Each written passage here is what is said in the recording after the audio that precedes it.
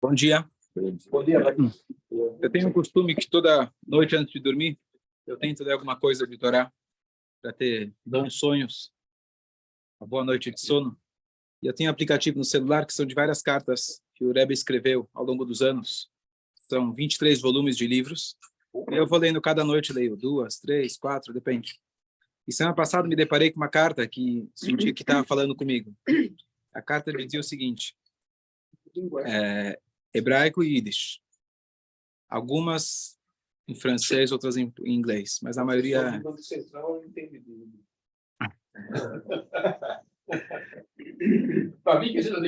E aí, a carta dizia o seguinte: eu me espanto que tentar, né, mais ou menos as palavras, que na tua sinagoga se estuda a Torá, tem shiurim, mas não tem o shiur de Kitzur Shulchan Aruch, que é o Código de Lei Judaica resumido, que afinal de contas esse é nosso objetivo, cumprir na prática a vontade de Hashem e pegar dentro do Kitzur Shulchan Aruch, estudar as halachot, que todo mundo saber literalmente o que fazer no dia a dia. Então, senti que essa estava falando comigo, porque a gente estuda bastante sobre ideias, filosofia, fé, etc., Parashá, mas às vezes falta o conhecimento básico do que a gente deve fazer no dia a dia.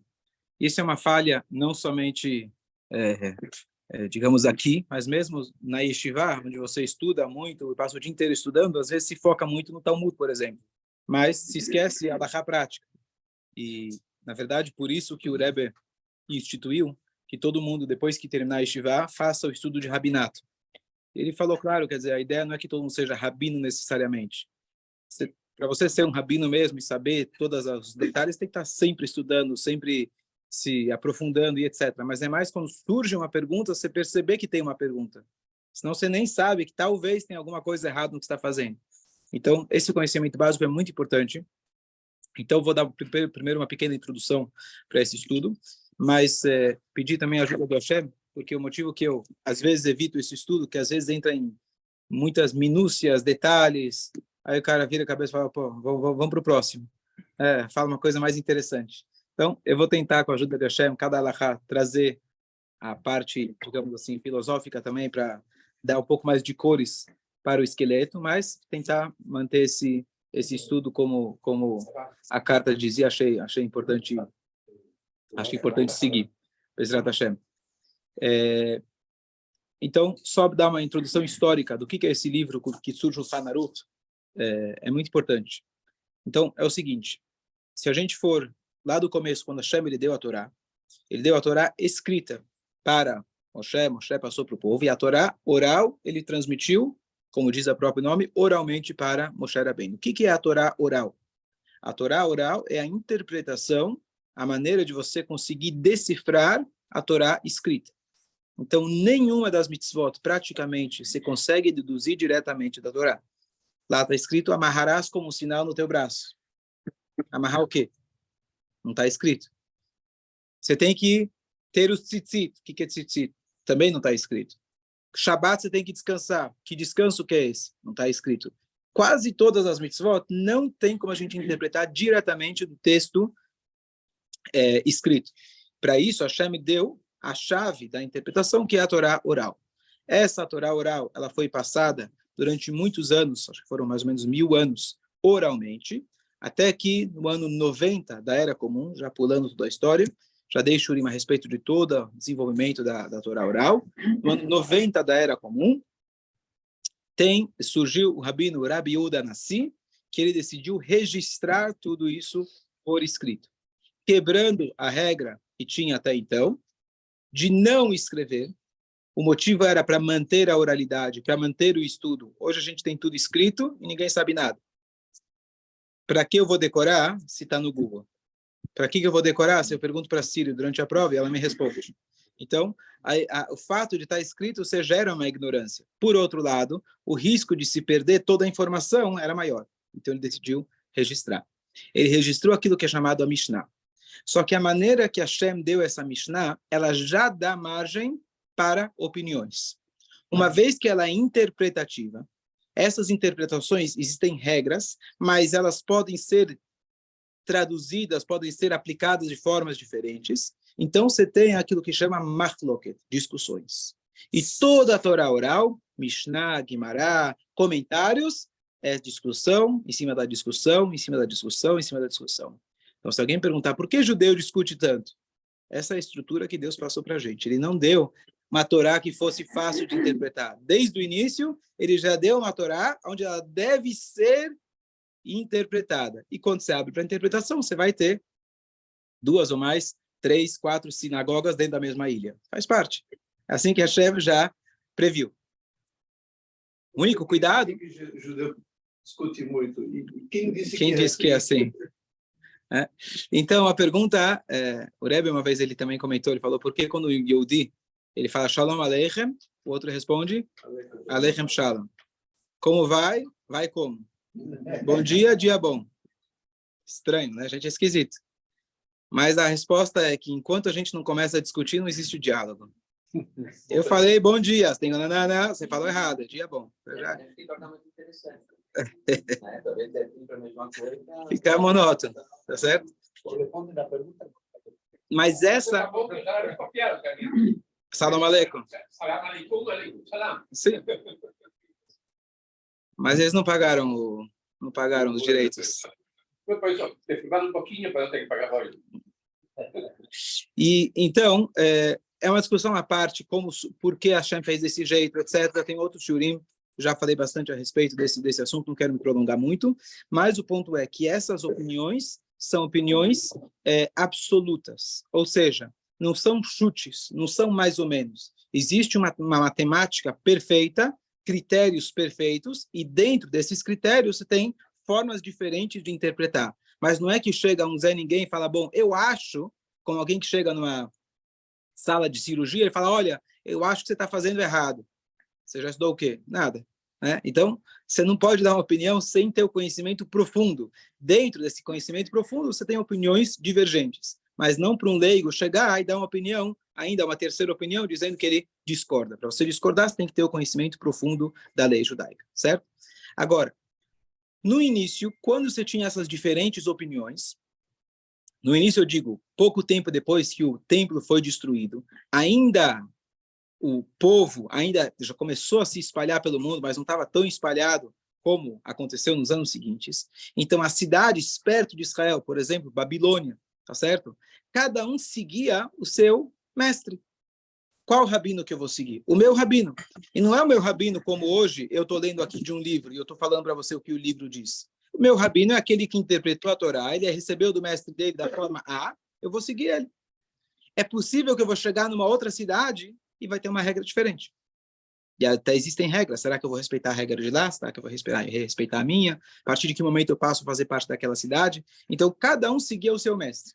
Mas, em determinado momento chegou numa cidade que foi poupada pelos romanos. A Guimará conta para a gente a história é que Yavne, uma cidade de muitos sábios, ela foi poupada pelo César, não foi destruída, e lá teve uma concentração, já tinha e se manteve uma concentração de grandes sábios, e eles tentaram, aos poucos, estabelecer certos critérios. Olha, temos tantas discussões entre dois sábios, por exemplo, Beit Shammai e Beit Hillel, mais comum. Com quem fica a Halachá? Como que eles vão definir? Discutindo. Certo? Vão discutir, mas depois de muitos anos definiram. A Halachá fica como, por exemplo, Beit Hillel. E assim, eles foram tentando estabelecer certos critérios para poder ter uma lei unificada, dentro do possível. Só que os anos vão passando, cada lei ela começa a se desmembrar em vários detalhes, porque o Rabino falou o caso A e o caso B. E o caso intermediário entre o A e o B? Aí você tem mais 2 opiniões, pelo menos. Aí você tem mais 2 opiniões. E assim é um modelo que Hashem já previu que a lei fosse colocada. O exemplo mais simples. Quando surgiu a eletricidade, o que fazer com ela no Shabat? Como definir o que ela é? Será que é fogo? Ela é fria. Senão teria queimado os fios de cobre. Qual que é o problema de acender uma lâmpada em Shabat? Então, você precisa entender o que é o fogo da Torá. O que define o fogo? Será que é o calor? Será que é a transmissão? Será que é o que ele destrói? O que define o fogo para você poder aplicar? E dentro disso tem opiniões divergentes, dentro da própria lei da Torá. E isso vai acontecendo a cada avanço que a gente vai chegando, tá certo? Hoje, vários tipos de tratamentos que podem ajudar, por exemplo,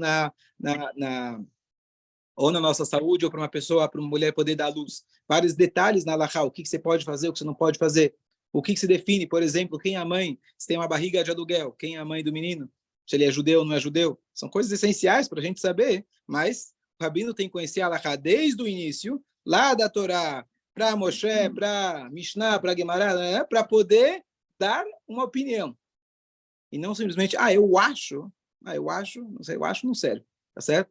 Então, ao longo dos anos, esse método, esse formato, ele vai se repetindo e continua se repetindo. O que acontece? Eu tenho várias opiniões. Chega algum mestre compilador, ele tenta pegar toda essa árvore, imagina como aquela árvore genealógica, tá certo?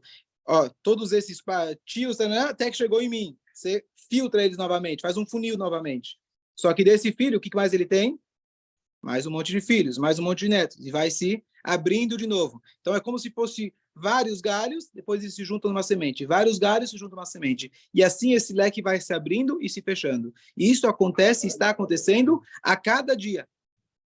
Hoje você tem vários rabinos estudando vários temas que são importantes para o dia a dia, e eles têm que voltar até lá atrás, e você vai ter 2, 3, 5, 10 opiniões. Talvez daqui 10 anos vai surgir um rabino e falar, olha, a maioria dos rabinos chegaram no consenso tal. Então, vai ficar este consenso. E assim por diante. Então, por isso, a halakha, ela é dinâmica. E Hashem fez dessa forma, um dos motivos que ele quis que nós fizéssemos parte da Torá.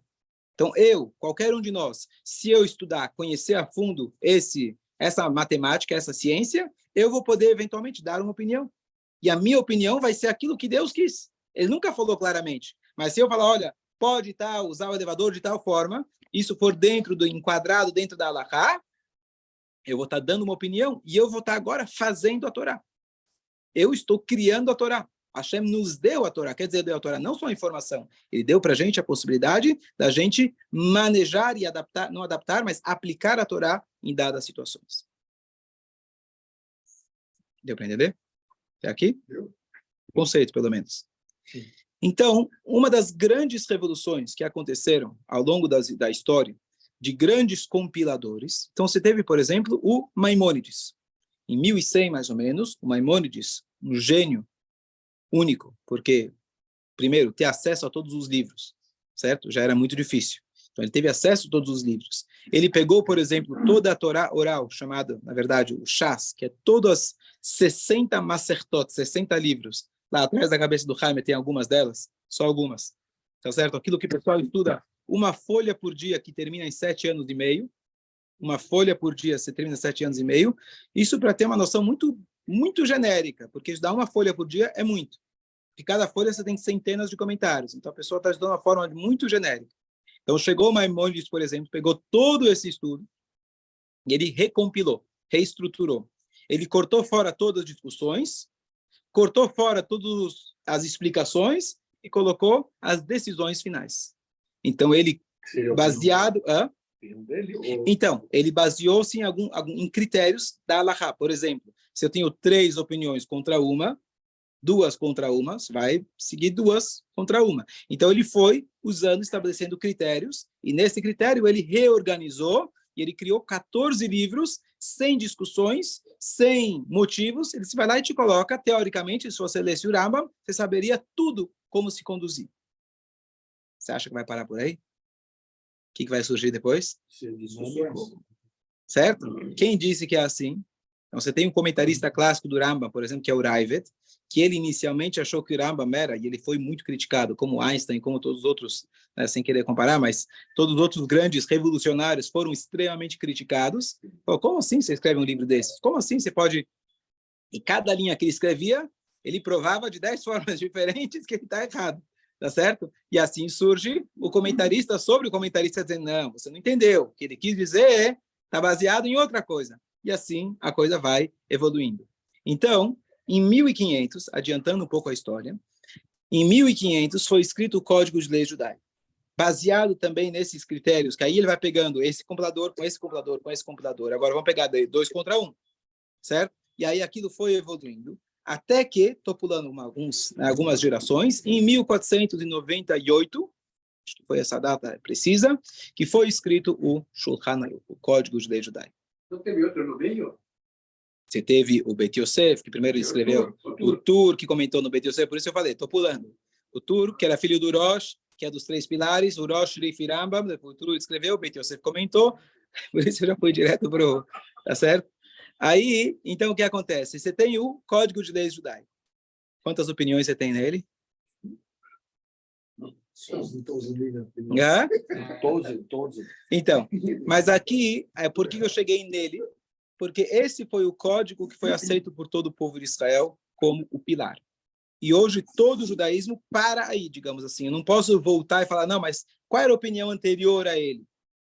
Não cabe a mim. O máximo que eu posso chegar é até 1498, aproximadamente, quando se escreveu o Shulchan Aruch. Quem escreveu o Shulchan Aruch?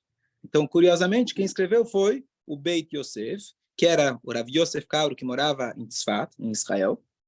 Durante esse período, ele começou a escrever, ele compilou todas as leis, também baseado em critérios, etc., de maioria, opiniões, etc. E, anos depois, veio o Remá, que era Moshe Isserles da Cracóvia, o sábio Ashkenazi, e ele falou, bom, eu estava com uma ideia de escrever o meu próprio livro, mas agora que eu vi que tem um livro tão bom, eu vou escrever os meus comentários, meus adendos e discussões dentro do próprio livro. E a cada... Muita humildade dele. Hã? Foi muita humildade dele. Humildade. Ele poderia ter escrito um livro dele à parte. Certo? Mas ele escreveu esse livro, um comentário sobre o outro. Quer dizer, ele deu todo o mérito para o primeiro. Ele decidiu só colocar comentários. Muitas vezes os comentários são extremamente humildes. Ele não fala, olha, eu discuto. Fala, olha, na nossa comunidade, ou seja, no mundo Ashkenazi, se costuma diferente. E aí você pergunta, mas que se costuma? Mas se costuma é para fazer ou não é para fazer? Tem aqueles que costumam assim, tem aqueles que costumam assado. Obrigado. E qual dos dois que eu escolho? Qual dos 3 que eu escolho? Mas esse é o Código de Lei Judaico. E aí, então, ele fez os seus comentários, e aí está o grande ponto que muita gente acha que a diferença entre o Ashkenazi e os Faradi é a culinária. A diferença entre o Ashkenazi e os Faradi é em praticamente todas as linhas do livro, do Shulchan Aruch. Em cada linha você tem 2 opiniões. Então, não é só no arroz do Pesach que um come e outro não come. Em cada linha da Halachá, em Shabbat, em Kasher, em tudo que rege a lei judaica, você vai ter diferentes opiniões. Então, é muito importante você definir, eu sou Ashkenazi ou sou Faradi? Qual dos 2 eu sigo? Porque são muito parecidos. Os 2 colocam tefilin, os 2, mas tem muitas diferenças em cada linha da Halachá, em cada detalhe. Tudo. E aí, esse livro, ele seguiu, digamos assim, a estratégia do Rambam, de você pegar as leis apenas, claro, não vai colocar aqui todas as discussões, senão ele perde o objetivo. Ele ainda tirou fora todas as leis que não são pertinentes à atualidade do Galut. Então, todas as leis de sacrifícios, de reis, de guerras, como tinha o Davi da Mera, tudo isso ele tirou fora, porque não é para o nosso momento, infelizmente. E aí, então, ele já diminuiu bastante, certo? E aí, o que acontece depois disso? Aí você tem o comentário do comentário, e continua indo. E hoje em dia, você tem vários e vários rabinos que o que eles fizeram é tentar pegar, baseado nesse livro, o comentário do comentário e tentar compilar de uma maneira um pouco mais fácil e acessível. Porque quanto mais para trás você vai, a linguagem é mais, vamos chamar assim, abstrata, mais original, uma linguagem mais bíblica. E você precisa de mais conhecimento, a linguagem mais sucinta. Então, faz referências mais rápido a coisas que você já precisava ter conhecimento prévio. Então, conforme os anos vão passando, você surgem novos rabinos. Ele escreve uma linguagem mais atual, por exemplo, no hebraico moderno, por exemplo, no português, uma linguagem onde você pode entender com as referências dos modelos que a gente conhece hoje em dia e vai facilitando. Qual é a desvantagem de você fazer um resumo? Perde essência. Não é essência, mas você perde muitos detalhes. Então, quem for aprender só do resumo, quando tiver o caso A e o caso C, não tem o caso B do meio, o que você vai fazer? Vai precisar recorrer ao anterior. Tá certo? Não, mas só de você se botar numa posição de um compilador moderno, bem moderno, você tem que estar num nível altíssimo, você tem que ser um líder deveria, de geração, né? Deveria. Não sei se todos são. Por isso é importante saber de quem você está comprando o livro. Qual livro que você está comprando.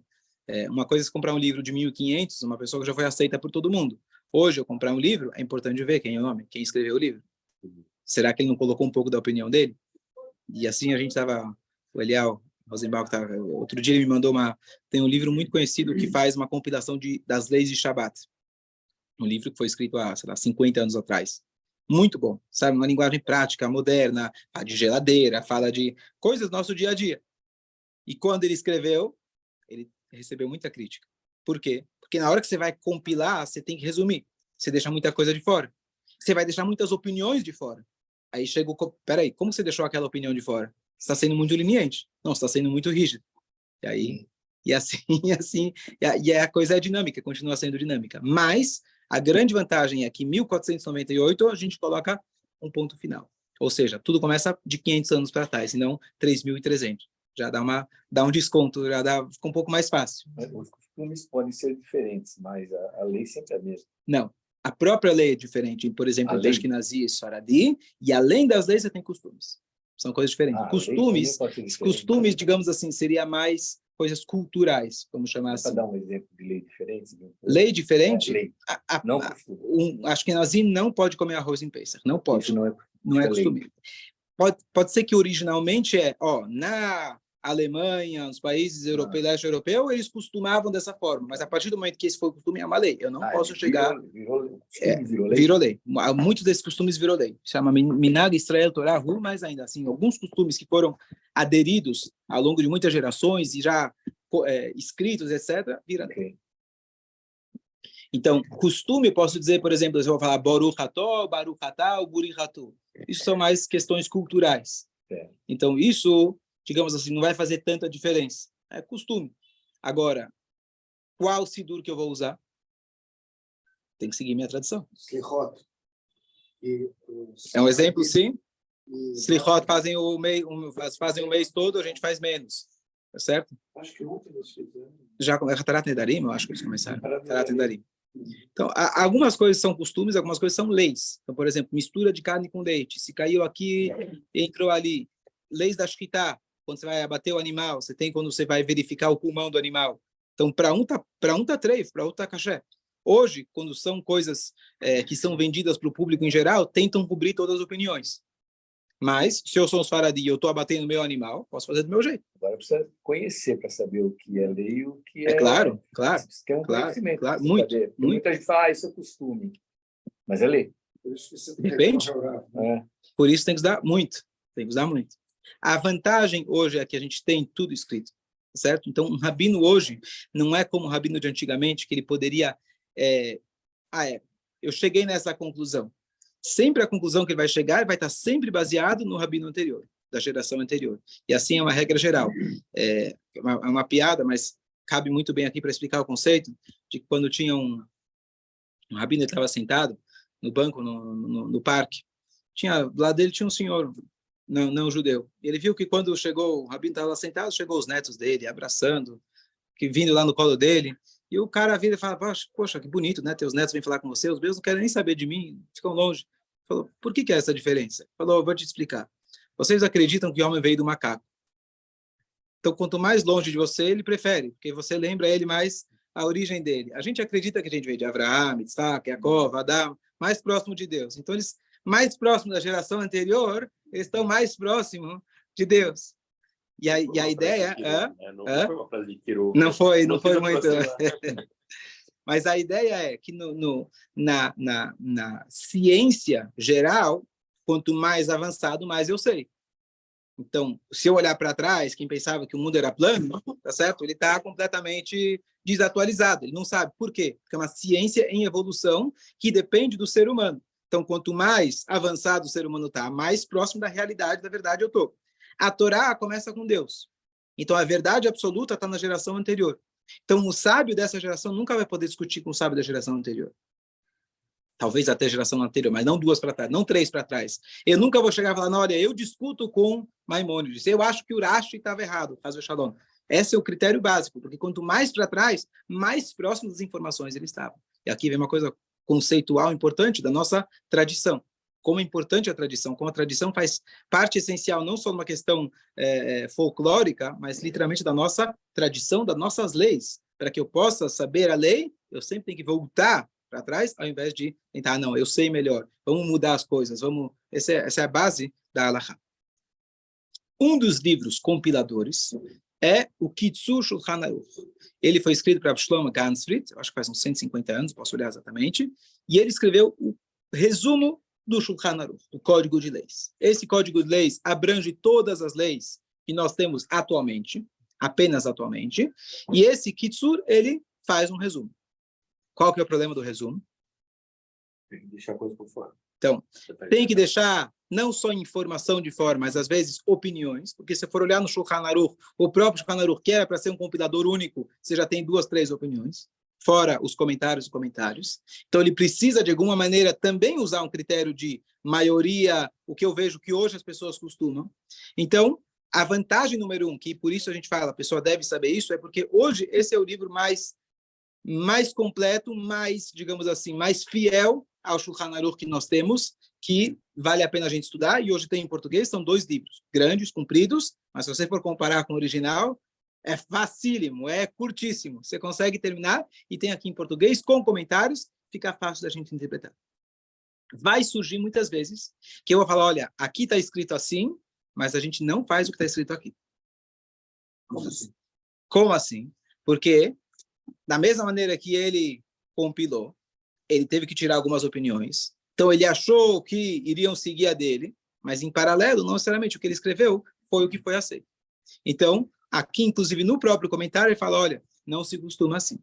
E várias outras coisas que a gente vai ver ao longo das halachot, e a gente vai ler, e eu vou falar, possivelmente, olha, é assim, ou não é assim, ou é mais ou menos assim.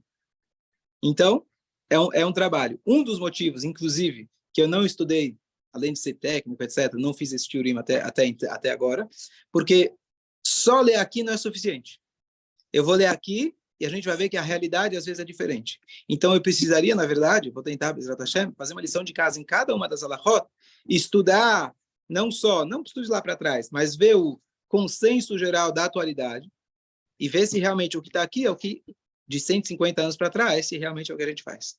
Mas, se você souber tudo que está aqui, fizer do jeito que está aqui, você está bem garantido, você já está muito, muito bom. O nosso professor costumava dizer que ele recebe perguntas de muita gente, né? Mas ele fala que 90% das perguntas, a resposta está aqui. Ou seja, você não precisa recorrer aos grandes livros antigos, etc. Se você souber esse Kitzur Shulchan Aruch, você já está muito, muito, muito bem com tudo.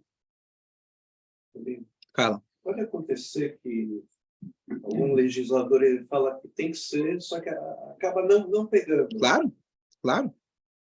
A gente vai ver. Mesmo que isso vai falar, olha, tem que ser desse jeito e Não pegou.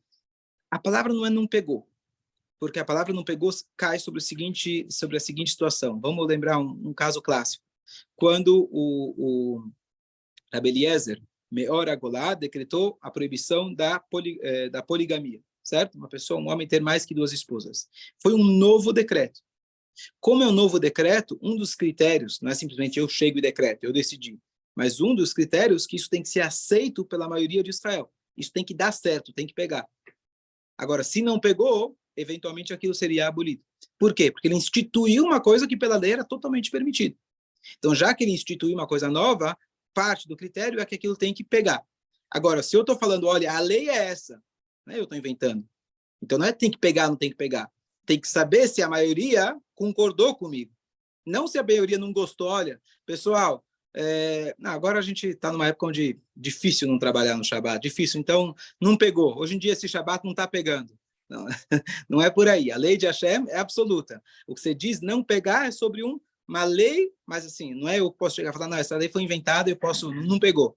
Então, tem que saber exatamente aonde se aplica essa situação, mas de maneira bem genérica, é quando um sábio ele traz uma nova lei. Tinha uma lei que não pegou, só para dar um exemplo, na época do Talmud, tinha um sábio que ele decretou que toda vez que uma pessoa tivesse uma relação com sua esposa, ele deveria ir na mikve. O homem deveria ir na mikve. Antes, né? Takanat Ezra. Não, depois. E aí, o Ezra fez esse decreto, só que não pegou. Vamos pegar, hoje é fácil dizer, você tem uma mikve perto, quentinha, etc. Antigamente, você conseguia ter uma mikve, ia até a mikve, complicava. E ele viu que não pegou, então a lei não foi mantida.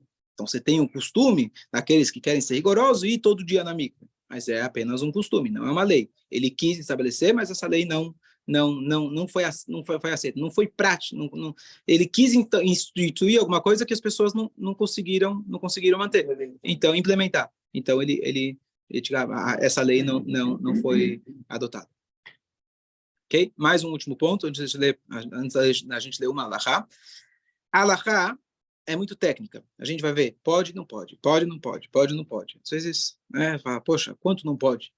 Mas, aqui justamente eu vou tentar introduzir o conceito da filosofia que está por trás, que o Baal Shem Tov diz para a gente que halachá, que significaria leis, são as iniciais da palavra Hariu Lashem, do versículo Hariu Lashem Kol Haaretz. Entoem para Deus toda a terra. Ou seja, o que quer dizer entoar? Da mesma maneira que eu tenho letras musicais, elas são precisas, são absolutas. Não posso tirar do tempo, não posso tirar do ritmo, tirar do tom. Elas são precisas, mas a junção delas permite que tenha uma música maravilhosa.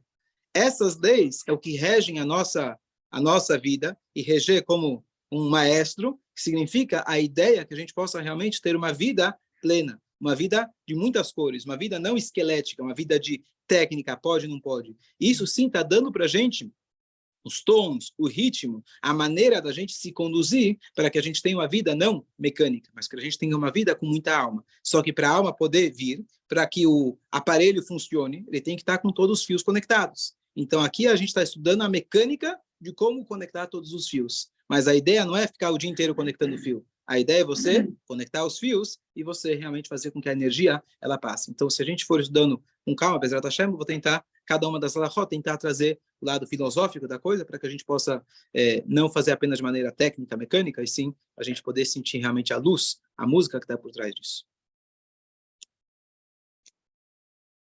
Topa? Vamos ver, né? Espero que Bezrat Hashem. A gente pode discutir um pouco a respeito sobre isso? Você quer ver se a gente... Podemos discutir? Qual que é a tua dúvida? Pode falar. Se a gente vai cumprir? Não, ele quer ouvir ela e começar a discussão. Começar a discutir? Vai ter discussão. Com certeza vai ter discussão. E se não tiver discussão, não vai ser alahá. Ok. Bom dia a todos. Bom dia. Escolha. Não é até